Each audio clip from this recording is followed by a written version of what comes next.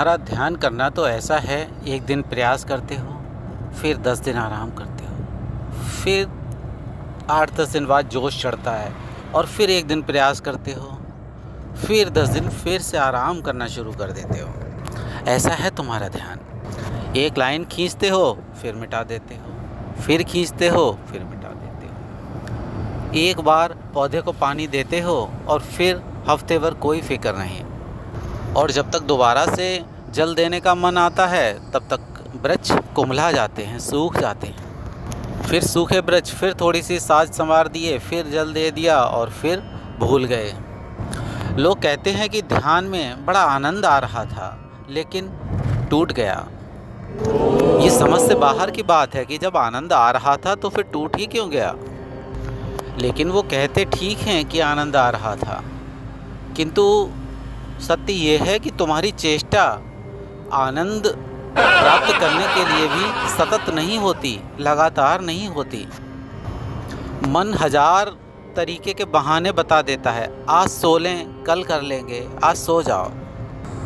मन तो इतना कुशल है कल का आश्वासन देने में, और कल कभी आया ही नहीं, न कभी आता है कल। जो आता है वो है आज। करना है ध्यान तो आज ही कर लेना, कल कभी नहीं आता। ना करना हो तो कल पे टाल दो किसी भी काम को, चाहे वो ध्यान हो या उपचार हो। क्या पालोगे तुम अगर बिस्तर में एक पहर और लेटे रहोगे? बिस्तर में तो तुम कितने दिन ही लेटे ही रहते हो, पूरे ज़िंदगी के 20 बरस केवल लेटे लेटे ही गुजार देते हो, सोए सो ही गुजार देते हो। क्या पा लिया अगर एक दिन और ज़्यादा सो लोगे, एक दिन और ज़्यादा आराम कर लोगे, या और एक दिन ज़्यादा आलस में आ जाओगे? और एक घड़ी ज़्यादा पड़े रहने से क्या मिल जाएगा? उठो, जागो, सुनो मत, मन की बात मत सुनो, उठ आओ, जाग जाओ। और मन तभी तुमसे कहना शुरू करेगा जब ये जान जाएगा, ये पहचान जाएगा, जब ये देख लेगा कि अब खतरा है। एक सीमा तक मन बिल्कुल भी फ़िक्रमंद नहीं रहता। तुम लाख ध्यान करो, मन को कोई फ़र्क नहीं पड़ता, ढेला फ़र्क नहीं पड़ता मन को। जहाँ पर मन ये देखता है, ये आश्वस्त हो जाता है कि अब चोट धीमी ही सही लेकिन इतनी पड़ रही है कि अब टूटने की संभावना है, वहीं मन नए विचार देना शुरू कर देता है, मन प्रतिरोध करना शुरू करता है। 50 उपाय खोज देता है मन ध्यान को ना करने के। तुम 50 तरकीबें निकाल लेते हो ध्यान को ना करने की। आज तबीयत ठीक नहीं है, शरीर स्वस्थ नहीं है, शरीर रहे या जाए या चिता पर चढ़े, लेकिन तुम तब भी ध्यान को ना छोड़ना। हो सकता है मन केवल तरकीब निकाल रहा हो ध्यान को छुड़ाने की, अपने को टूटने से बचाने की, और मन की निकाली हुई तरकीबों का कोई अंत नहीं। ऐसे तुम दिन भर कहीं भी घूमते रहो, भूखे प्यासे, कुछ भी करो, कोई फ़र्क नहीं, प्रसन्न हो। और जैसे ही ध्यान को बैठते हो, बस कहीं चींटी काटना शुरू, कहीं खुजली होना शुरू, कहीं दर्द होना शुरू, कहीं मन में ऊल जलूल विचार आना शुरू, या कहीं कुछ और, या कोई और, या किसी और के बारे में विचार। बस मन नई नई तरकीबें निकालना शुरू कर देता है कि मन पे चोट पड़ने से बच जाए। ना हाथ पैरों में कोई खुजलाहट उठती है, ना खांसी आती है, और ध्यान करने बैठे जैसे ही वैसे ही खांसी आना शुरू, खुजली होना शुरू, खुजलाहट होने लगती है, मन में होती है या शरीर में होने लगती है।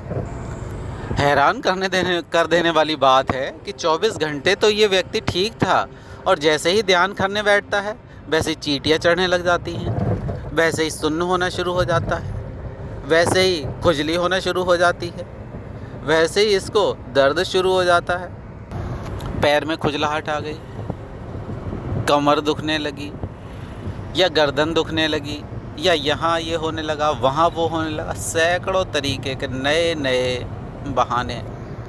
कई बार तो ऐसा हुआ भी होगा कि तुमने आँख खोल करके भी देख लिया होगा, लेकिन वहाँ कोई चींटी ना थी, चींटी है ही नहीं वहाँ पर, पैर पे कोई चढ़ ही नहीं रहा। बस मन धोखा दे रहा है, मन धोखा दे रहा है कि हिलो, क्योंकि तुम्हारे हिलने में ही मन जीवंत हो जाता है और तुम्हारे स्थिर हो जाने में मन की मृत्यु हो जाती है, मन टूट जाता है। जब तुम स्थिर होते हो तो मन टूट जाता है, मन अपने को बचा रहा है।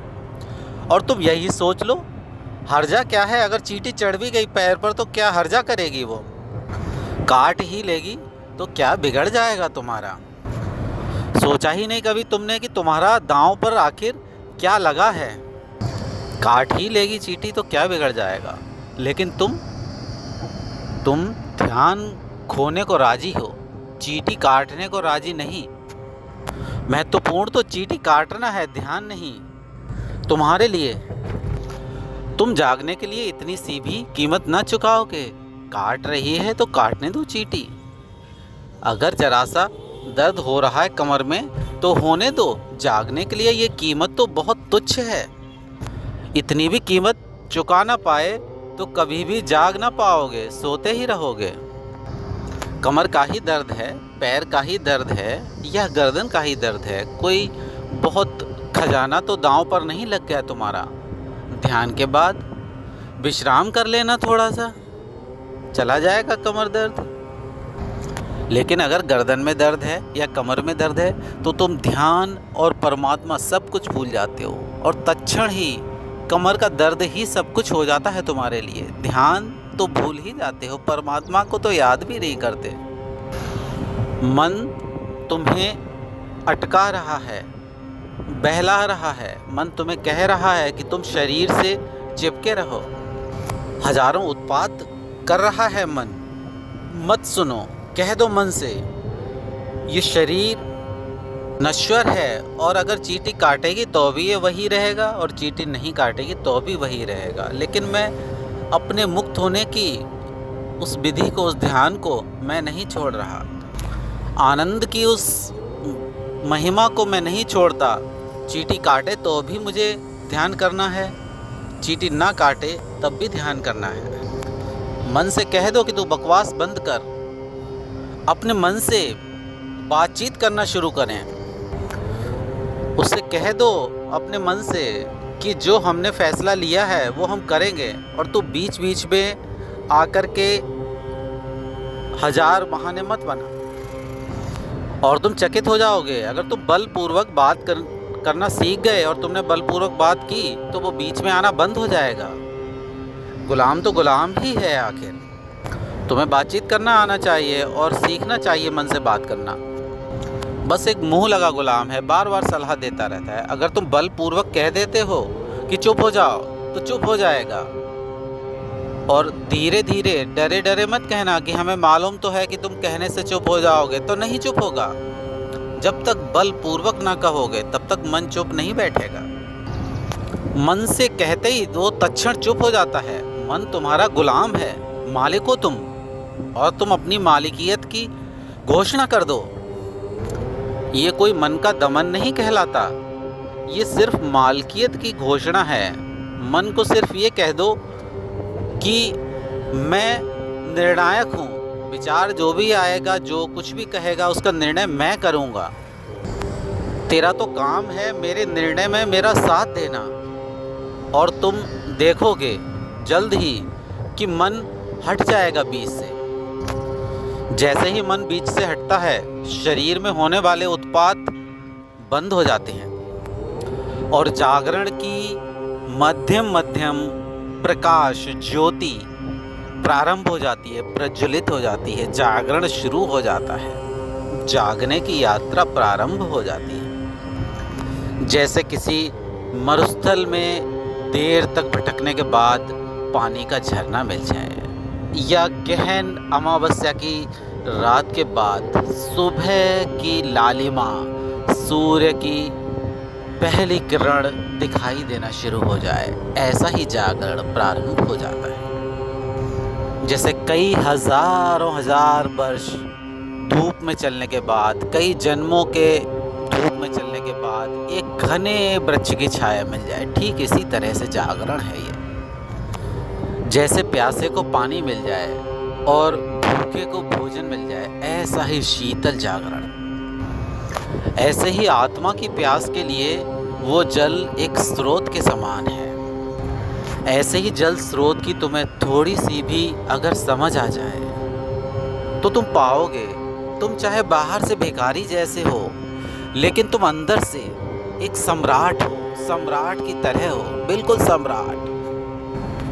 बाहर से तुम प्रकृति से घिरे हुए हो लेकिन अंदर से तुम परमात्मा हो, परमात्मा के जैसे हो, बिल्कुल परमात्मा हो। जैसे हर मिट्टी के दीपक में एक ज्योति होती है, वैसे ही हर मिट्टी के इस आदमी में एक परमात्मा रूपी ज्योति है।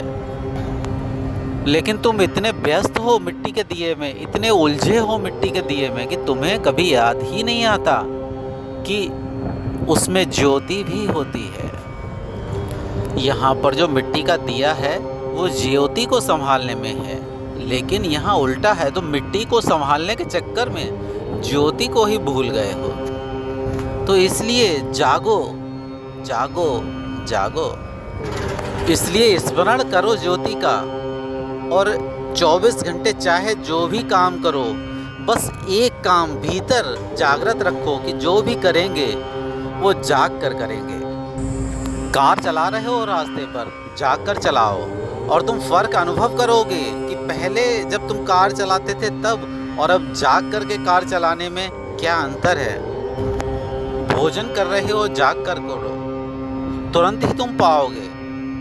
जाग कर करने से शरीर की दशा बदल गई, ऐसा प्रतीत होगा तुम्हें। भीतर की चेतना का गुण और हो गया, एक हल्की शांति महसूस होगी तुम्हें, एक मधुरिमा, एक माधुर्य तुम्हें घेर लेगा। अन्यथा तुम एक यंत्र हो, बिल्कुल यंत्र की तरह। अभी तो तुम यंत्र हो, मनुष्य होना तो नाम मात्र को है। मनुष्य होने का अर्थ है जाग जाना, जागरण, पुनरुक्ति को तोड़ देना, मौलिकता में प्रवेश, नए शाश्वत में पदार्पण, शाश्वत नित नव